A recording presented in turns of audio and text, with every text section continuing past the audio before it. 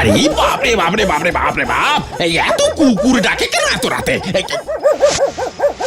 কি এটা কি? এই মরেছে, কেস তো পুরো ঘুরে আমার দিকেই আসছে। ওরে বাবা, আমি ভূত হালুম।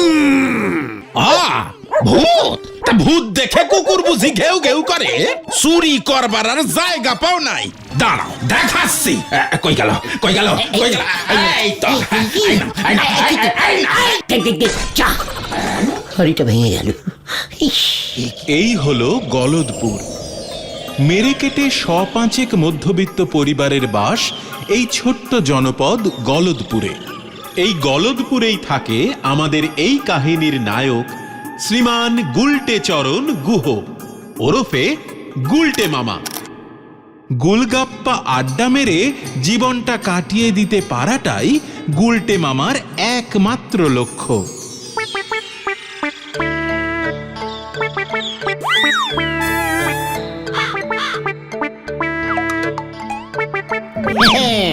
ঘটন পাঁচু, ইচ্ছে করলেই আড্ডা দেওয়া যায় না রে, আড্ডা মারতে জানতে হয়।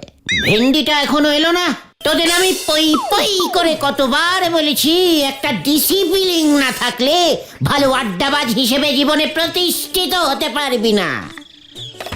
ইয়ে মানে ওটা ডিসিপ্লিন না, ওটা ডিসিপ্লিন হবে গুলটে মামা। ঘটন, এত বড় সাহস, তুই তোদের আড্ডা গুরুর ভুল ধরিস। ক্লাস 9-এ দুবার ফেল মেরে তো আর স্কুল মুখ হসনি। গুলটে মামা, ওই যে ভেন্ডি আসছে।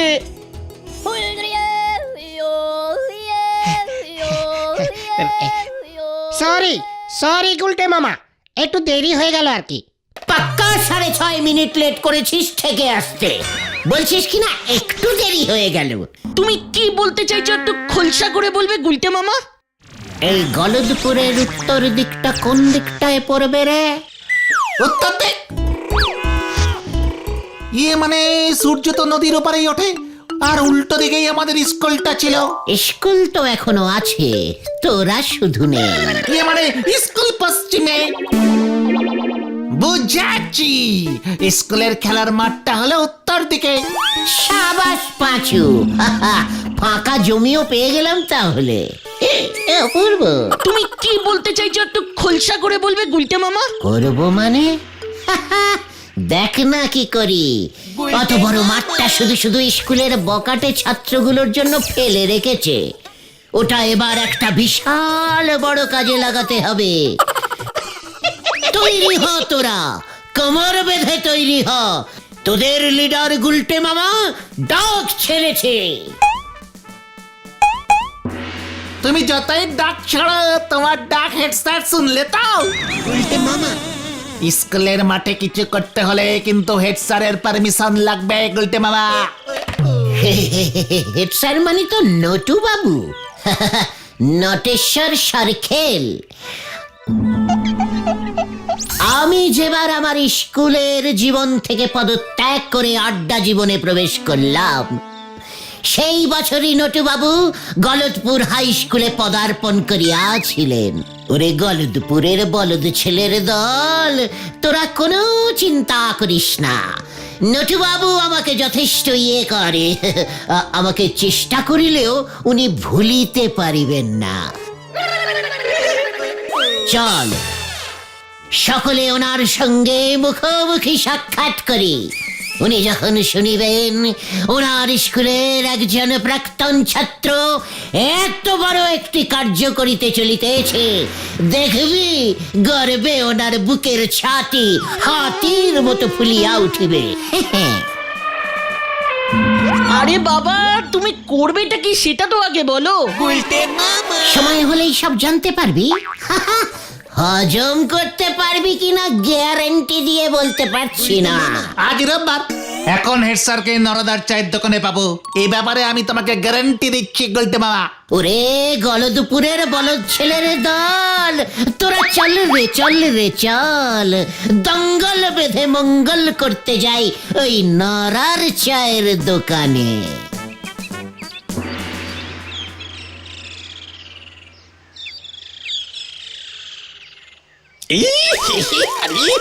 আরে বাপ রে বাপ, নোরা এটা কি?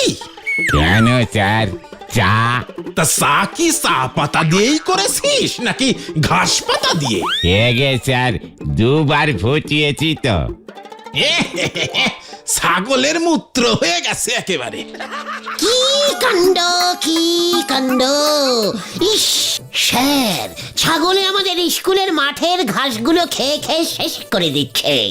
স্কুল মাঠটা যে এভাবে ছাগলের আন্ডারে চলে যাবে এ আমি স্বপ্নেও ভাবতে পারিনি স্যার। এই যে আরো বড় ছাগল এসেছে। মানে হ্যাঁ স্যার, ঠিকই ধরেছেন, বড় বড় ছাগল।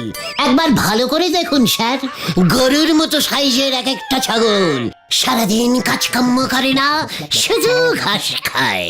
ছাগলগুলোর কি সাহস!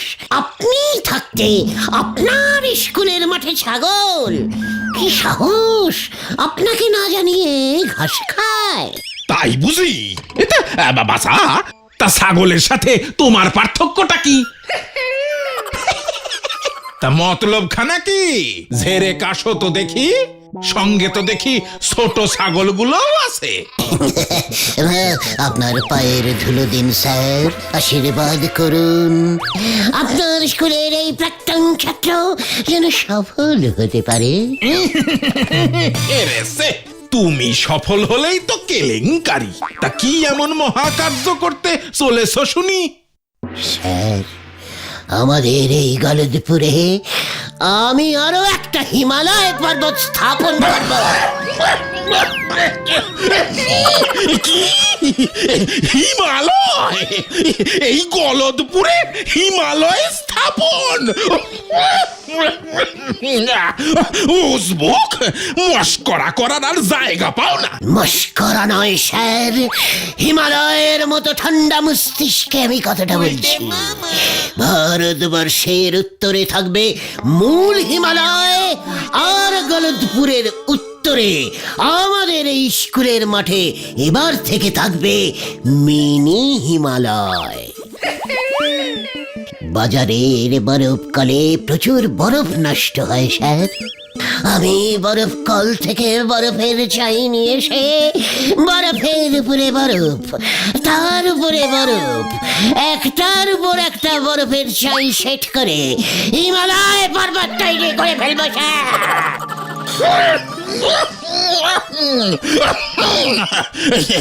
নরা, নরা, এক গ্লাস ঠান্ডা জল দে ভাই।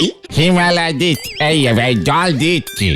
দেখেছিস খতন, বলেছিলাম না হেড স্যার আমার প্ল্যানটা ঠিক বুঝবেন। হিমালয়ের কথা শুনেই কেমন ঠান্ডা জল চাইছেন। স্যার, একদম চিন্তা করবেন না, আপনি শুধু স্কুলের মাঠটা ব্যবহারের পারমিশনটা দিয়ে দিন, তারপরেই আমরা কাজে লেগে পড়ব। গলদপুরে এবার যদি একটা হিমালয় পর্বত তৈরি করে ফেলতে পারি, তখন দেখবেন গলদপুরের জল হাওয়া কেমন ঠান্ডা হয়ে যায়। চারিপাশে ফুরফুরে ঠান্ডা হাওয়া বইবে, কুচি কুচি তুষার পড়বে, আপনি মাংকি টুপি পরে শাল জড়িয়ে স্কুলে আপনার ঘরে বসেই হিমালয়ের কোলে সানরাইজ দেখতে পাবে, সানরাইজ দেখতে পাবে। এ কি? আরে দাদু পড়ে গেছে! ও নরাদা, জল দাও, জল দাও!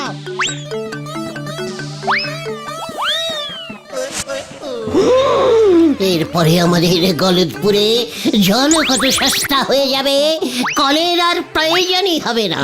কিভাবে গুলটে মামা? আমার প্রতিষ্ঠিত গলদপুরি মিনি হিমালয়ের বরফ গলে জল হয়ে নদী সৃষ্টি হবে, আর সেই নদী গলদপুরের অলি গলি ঘুরে মানে নরার দোকানের পাশ দিয়ে, পাঁচুদের রান্নাঘরের পেছন দিয়ে, সারের বাড়ির উঠোনের উপর দিয়ে কুলকুল কুলকুল করে বয়ে যাবে। তখন হয়তো স্যার আপনি নৌকোতে চেপে চা খেতে খেতে স্কুলে যাবেন। আহা, কি মনোরম দৃশ্য। হরি বল, আর আমার এই চায়ের দোকানটার কি হবে? ওরে নোড়া রে, শীত পড়লে লোকজন এমনিতেই বেশি চা খাবে। তাছাড়া কত লোক যারা পয়সা খরচ করে আসল হিমালয় দেখতে যেতে পারে না, তারা এই গলতপুরের মিনি হিমালয় দেখে দুধের স্বাদ ঘোলে মেটাবে বলতো। সেই সব পর্যটকরা তো তোর চায়ের দোকানেই আসবে চা খেতে। জয় বাবা হিমালয় কি জয়। গুলটে মামা, স্যার কোনো কথা বলছেন না কেন? ও স্যার, স্যার, ও স্যার। স্যার, ও স্যার, স্যার। দেখেছিস ঘতন, গলতপুরে হিমালয় হবে শুনেই স্যার কেমন হিমালয়ান ঋষিদের মতন ধ্যানে বসে গেছে। এ কি, এই স্যারের ধ্যান না ভাঙলি আমি দোকান বন্ধ করবো কেমন করে? স্যার, ও স্যার। বুঝবো তোর মাথায় এবার হিমালয় ভাঙবো আমি। যা যা, চোখের সামনে থেকে দূর হয়ে যা, দূর হয়ে যা বলে দিলাম। হত সারা, গুলতানি মারার আর জায়গা পাও না, বলে কিনা গলদপুরে হিমালয় তৈরি করব। এই খেয়েছে, হিমালয় তৈরি হবে না স্যার। না,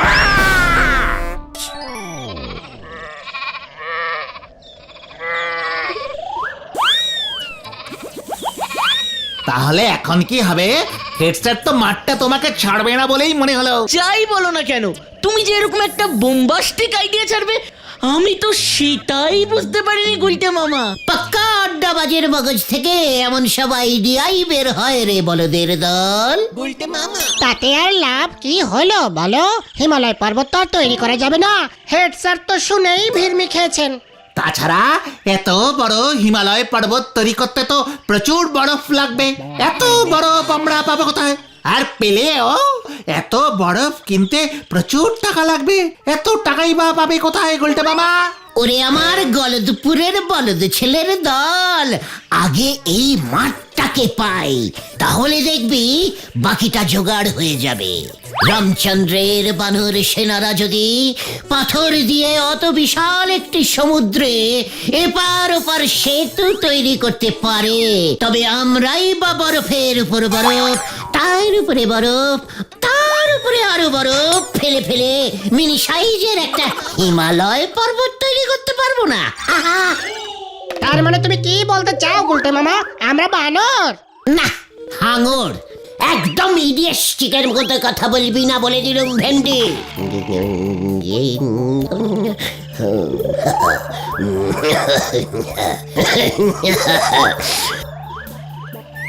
এই মাঠেই আমি স্থাপন করিব গলদপুরের মিনি হিমালয়, এই আমি প্রতিজ্ঞা করিলাম। আর স্যার? বড় বড় কাজে এমন ছোট ছোট বাধা অনেক আসবে রে পাঁচু। যাগে, তোরা এখন বাড়িতে যা, আজ রাতটা আমাকে ভালো করে ভাবতে দে।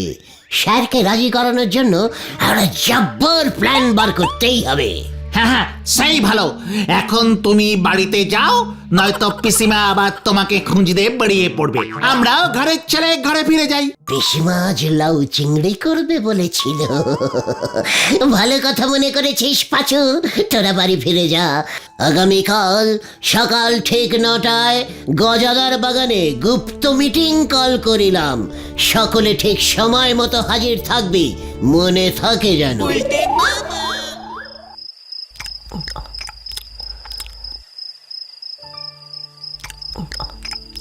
এভাবে আর কতদিন চলবে বলতে পারিস গুলটে? তোর পিসে মশাইয়ের জমানো টাকা তো সব শেষ হয়ে আসছে, এবার তো কিছু একটা কাজকর্ম কর। আর বেশি দিন এভাবে চলবে না পিসিমা। একবারে শুধু হিমালয়টা তৈরি করতে দাও, তারপর দেখবে তোমার দুঃখের দিন শেষ।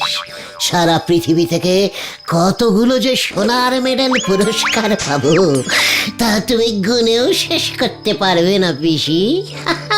কি তুই হিমালয় পর্বত তৈরি করবি গুলটে? তোর বাপ মা যে কি জিনিস আমাকে দিয়ে গেছে তা যদি একবার ওরা দেখে যেত। তোর ঘাড়ে ভূত সত্যি সত্যি চেপেছে গুলটে। ওঝা ডেকে তোকে ঝাড়াতে হবে দেখছি এবার।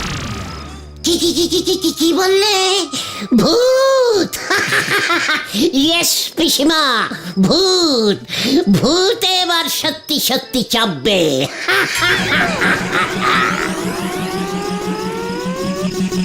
হায় ভগবান, কি যে করি আমি এ ছেলেকে নিয়ে। কাল সকাল হলেই ঘটনাদের প্ল্যানটা বলতে হবে। পিসিমা যে এমন একটা প্ল্যান বার করে দেবে এ আমি ভাবতেই পারিনি। ওই স্কুলের মাঠেই আবার হিমালয় তৈরি হবে, হবে হবে হবেই। আর আমার তৈরি হিমালয়ের সর্বোচ্চ চূড়ায় সর্বপ্রথম আমি উঠব। আমি আমি আমি উঠব।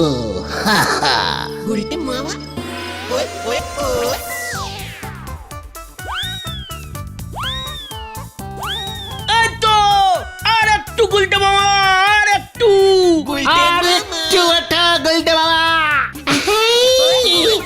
আমি আর পারছি না রে উঠতে।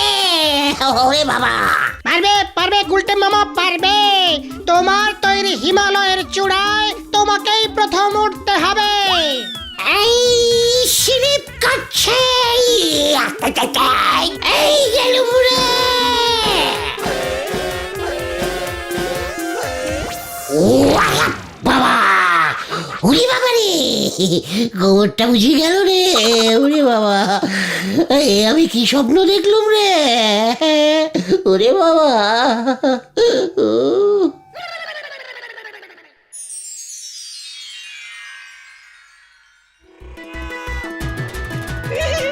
কি প্ল্যান বের করেছো গুরু?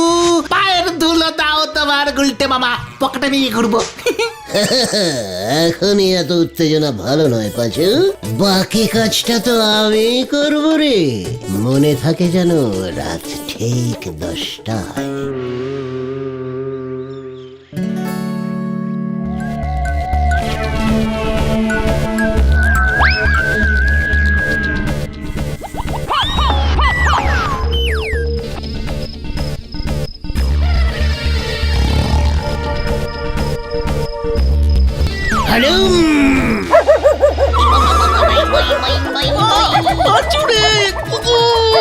আমার মা।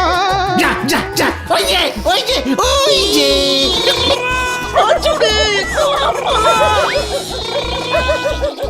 আরে বাপরে বাপরে বাপরে বাপরে বাপ, এই এত কুকুর ডাকে কেন এত রাতে? এ কি? এটা কি? এই মরেছে, কেস তো পুরো ঘুরে আমার দিকেই আসছে। ওরে বাবা!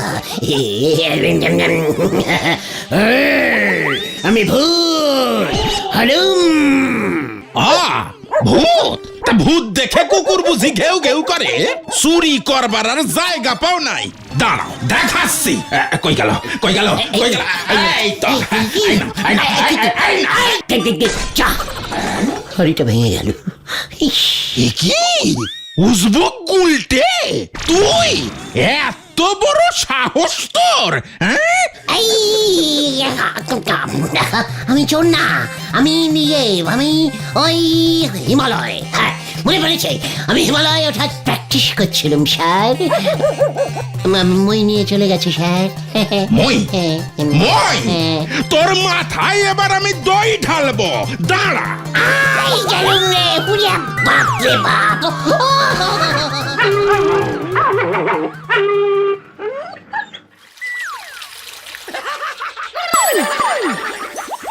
ওরে বাবা, বাঁচাও, বাঁচাও, বাঁচাও, বাঁচাইয়ে, বাঁচাইয়ে।